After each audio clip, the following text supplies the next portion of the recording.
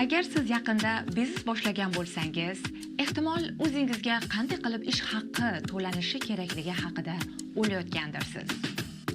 Assalomu alaykum. Kanalimizga yana xush kelibsiz.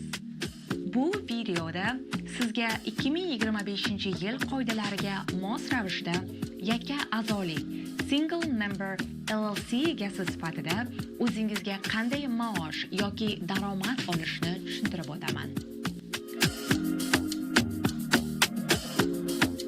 Avvalambor, yagona a'zolik LLC haqida tushunishimiz kerak bo'lgan birinchi narsa bu biznes shaklining xususiyatlaridir. Agar siz yagona a'zolik LLC tashkil qilgan bo'lsangiz, demak biznesingiz IRS AQSh ichki daromad soliq xizmatlari tomonidan disregarded entity, ya'ni e'tiborga olinmaydigan tuzilma sifatida ko'riladi. Disregarded entity degani barcha daromadingiz shaxsiy soliq deklaratsiyangizning 1040 formasida C jadvalida ko'rsatiladi. LLC ga xos xususiyat shundaki, LLC nomidagi mulklar sizning shaxsiy mulkingizdan ajratilgan bo'lib, yuridik tomondan himoyalangan. Bu shuni bildiradiki, agar biror hodisa yuz berib, kimdir LLC'ngizga qarshi sud jarayonini ochsa, sizning shaxsiy mulkingiz himoyada bo'lib, faqat LLC'da qayd qilingan mulkka da'vogarlik qilishi mumkin. Shuningdek, LLC tashkil qilish orqali siz hukumatdan Employer Identification Number (EIN) raqami olishingiz mumkin. Bu raqam biznesingiz uchun xuddi sizga berilgan shaxsiy ijtimoiy xavfsizlik Social Security raqami kabi rol o'ynaydi. Ya'ni biznesingiz uchun shaxsiy identifikatsiya raqami bo'lib hisoblanib, sizning shaxsiy ma'lumotlaringizga qo'shimcha maxfiylik yaratadi. EIN raqami xodimlarni ishga olishda, soliq topshirishlarda, bank hisob raqamlarini ochishda va biznesning boshqa ko'plab faoliyatlarida ishlatiladi. EIN raqami orqali biznes bank hisob raqamiga ega bo'ldingiz deylik. Biznes orqali topilgan daromadni ana shu biznes bank hisobiga qabul qilish kerakligi LLC xususiyatlarini saqlab qolishning eng muhim talablaridan biridir. Xo'sh, savol shundaki, yakka tartibdagi LLC egalari o'zlariga qanday qilib daromadlaridan ish haqqi to'lashlari mumkin? Siz o'z biznesingizdan quyidagi ikki usullar orqali pul olishingiz mumkin. Birinchisi distribution, foydani o'zingizga taqsimlash, yoki ikkinchisi asosli ish haqqi olish, agar LLC S korporatsiya sifatida soliqqa tortilsa. Keling, birinchi bo'lib distribution, foyda taqsimlash usuli haqida gaplashamiz. Bu usulda hech qanday rasmiy korxonalar yoki ADP kabi ish haqqi to'lovchi kompaniyalarga murojaat qilishning zaruriyati yo'q. Yagona a'zolik LLC egasi sifatida siz 100% biznesingizga egalik qilasiz va o'zingizga daromad ulushidan to'lov to'lashga haqlisiz. Oddiygina qilib, biznes bank hisobidan shaxsiy bank hisobingizga chek yozish orqali yoki pul o'tkazish orqali to'lovni amalga oshirishingiz mumkin. IRS ichki daromad xizmati tekshiruvlarida muammoga duch kelmaslik uchun barcha pul oqimlarini aniq qayd qilishni unutmang. Bu o'tkazilgan to'lovlar distribution, ya'ni foyda taqsimlanish deb ataladi. Boshqacha qilib aytganda, biznesning 100%lik egasi sifatida daromadingizni o'zingizga taqsimlayotganingizni anglatadi va bu taqsimlash xodimlarga to'lanadigan ish haqqidan mutlaqo farq qiladi. Faraz qilaylik, LLC biznesingiz yil davomida $100,000 biznes daromadini olib keldi va siz o'zingizga $30,000 to'lashga qaror qildingiz.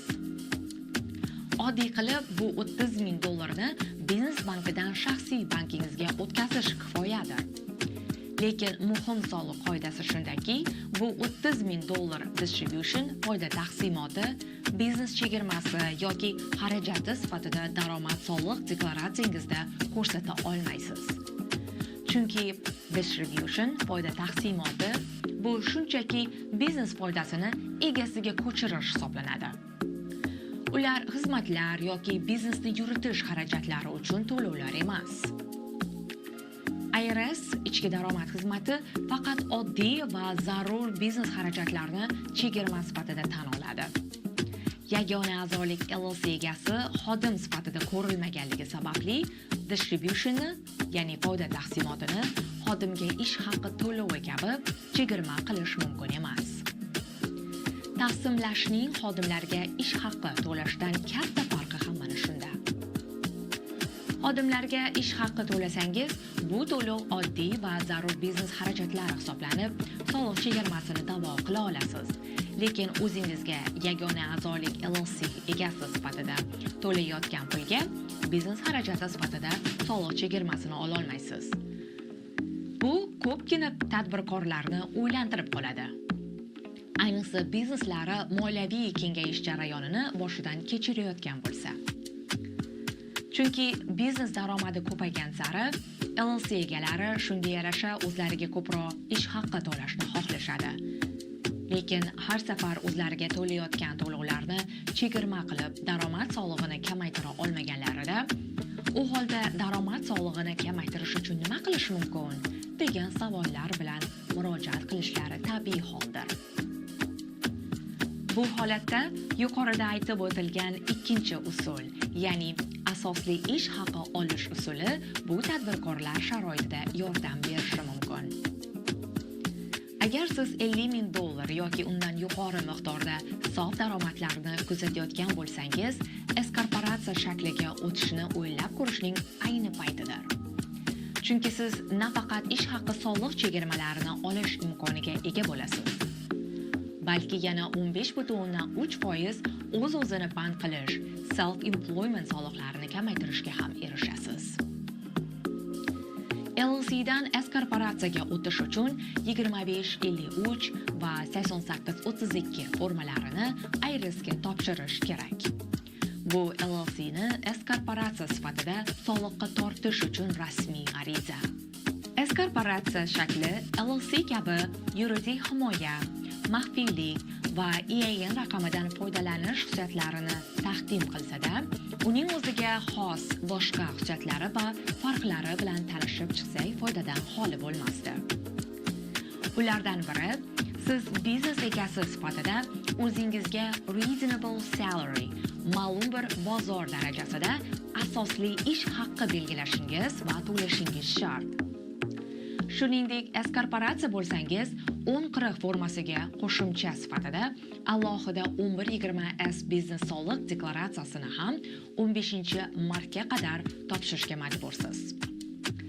Asosli ish haqqi sof daromadingizga asoslanib, uni aniqlashda biror bir soliq yoki ish haqqi faoliyati bo'yicha mutaxassis bilan hamkorlik qilishingiz tavsiya qilinadi. Chunki buni hisoblash ancha murakkab va tajribani talab qiladi. Ayrim qoidalarga binoan asosli maosh sof daromadning 30% dan kam bo'lmagan miqdorni tashkil qilishi kerakligi ta'kidlangan.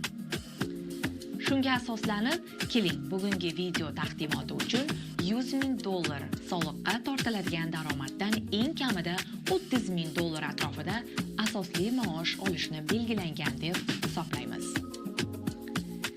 S-korporatsiya orqali o'zingizga to'langan asosli maoshning eng katta farqi va foydasi shundaki, endi siz faqat o'zingizga to'langan $30,000 maosh miqdoriga S-korporatsiya nomidan hamda o'zingizning nomingizdan umumiy 15.3 FICA, ya'ni Social Security va Medicare ish haqqiga tegishli soliqlarni to'laysiz xolos.